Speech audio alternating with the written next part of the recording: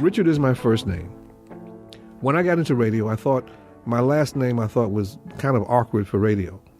So I said, I wanted to keep the first name.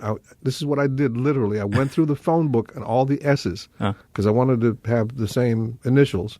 And I just went down the line until I got to, there were a couple that were finalists, and I can't remember what the others are.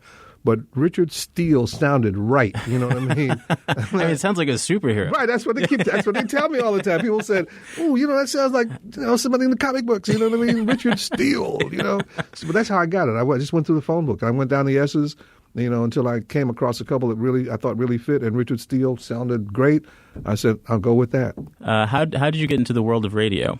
Well, initially I wanted to sing. I sang with a doo-wop group in high school. And I'll tell you what happened initially. When I was in high school, I loved basketball, but I was too short, didn't have a good game. I could play, but, and so the next thing to getting the next area that would get you girls if you didn't play on the football team or the basketball team was to sing.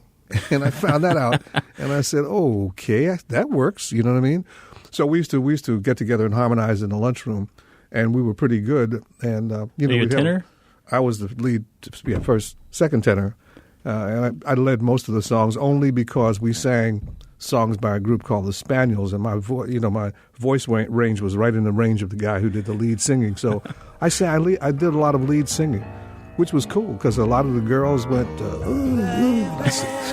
this is great. I need you so.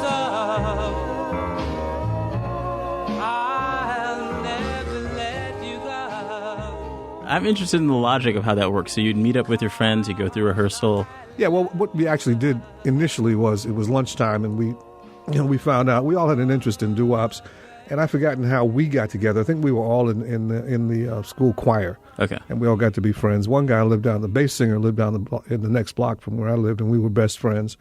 And the other ones of us got together. Different people would get together to sing, but our five seemed to work out well. So we ended up being that group. And we sang at everything. We sang at pep rallies for the basketball and football games when it was a big thing coming up. We were the first group to be able to go through the halls of Hirsch High School a week before the Christmas holiday because it was a great echo in the hall. And the principal gave us permission to do these doo-wop versions of Christmas things, and and that was cool. Got us out of class for that week, and they left the doors open to the classrooms so that people could hear us do our thing.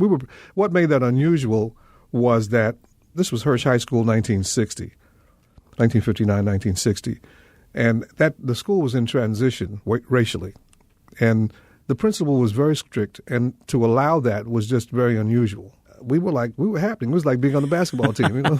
So back then that was like revolutionary to be able to do a doo-wop version of a Christmas standard. Oh, at that school, yeah. Wow. Because I think when I graduated from Hirsch, it was still it was about 55% white, 45% black, and it was in that transition period at that point.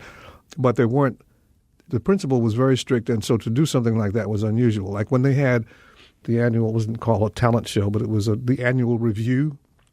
Somebody from every ethnic group would do something on stage, like, a Polish kid would play the accordion, and everything was very, very specific ethnic in terms of the kid out of the Spanish background, he would do, a bolero dance or something, and so it was like that. And I can't recall anybody from the African-American group doing anything specifically tied to being African-American. And then when we came along, though, we were like the big deal across the board. I mean, all the students, white and black, thought this was the end of the 50s. 5, 4, 3, 2, 1, lift off. Do you like the limbo? No. Maybe holly golly, buddy. I imagine there was racial tension. Yeah, I mean, it was easing up at that point. But I'll tell you what happened with us. When we graduated in June of 60, we had a very large class, so they didn't have the graduation at Hirsch. They had it at Calumet, which had not evolved as much as Hirsch had. And even though school was out, I think when we went to our graduation, there was I can't remember whether or not or why there were students in the school when we went over to Calumet, but Calumet was still mostly white students, very few black students. And the atmosphere was very hostile. I mean, so after graduation, we could hardly wait to get our cap and gown off and get out of the school because they kind of let us know in certain terms, we really don't like you in our school. But what was that like? What were the signals? What were the cues of we don't like you? Well, it was that look like, those... So you could just feel it in the air. It was tense because those are the times. I mean, the whole area was in transition at that point, and it was pretty tough. You're connecting the world with doo-wop. But all the kids liked that. I mean, the doo-wop thing was cool. And then as a lead singer, I got a lot of play. You know what I mean? So it was cool. And so how did that lead to radio? Well, the deal with that was and this is something that's kind of unusual, too. Most people who put things in their yearbook, I don't know if they still have yearbooks, but back then, people put stuff in their yearbook about, like, what are your plans? There's a little piece about what your nickname is, what your hobbies are, and then it was, what do you plan to be when you're a real adult? And a lot of people put stuff like, the average stuff, I'd like to be a teacher, or I'd like to be, I'd like to be a rocket scientist or whatever, you know what I mean? But behind my name, for some reason, and I didn't really have an idea about doing that, I'd like to be a disc jockey. And back in the day, I listened to radio and to disc jockeys. I was really into listening to radio. But I used to listen to radio from the late 40s, early 50s, so I used to hear radio dramas. Oh, please. This is Marlowe. Oh, my name is Harvey Kettering, and I'm to be married in 4 hours at 9 sharp. Well, congratulations. I hope you'll be very happy. But my bride is gone. All kinds of things on the radio that weren't like, the contemporary music shows that you think about now. And then later on I did, as it got to be later in the 50s and I was older, and the 60s, and I used to listen to a lot of jazz when I was in high school, too, on the radio. So at some point, I said, you know what, maybe I could do this. So I'd get Ebony magazine, and I'd read the ads like I was doing a radio commercial, and I bought a tape recorder, and I had it in the barracks, and I'd do my little practicing about these, reading these ads, and I'd let the fellas listen to it, and they would go,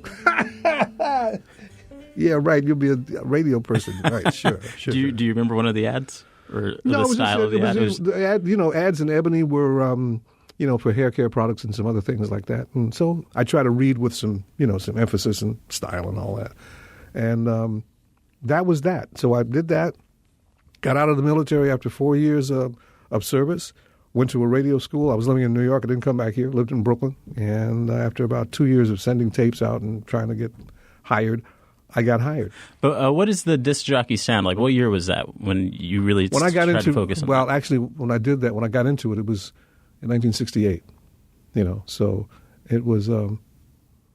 I've got a tape around here somewhere with that early sound on it. Oh yeah, that's my man Joe Texas 1125 on the Great 95, where you can hear Ron Rogers. Get it together on the weekend, starting tomorrow morning at 6 a.m.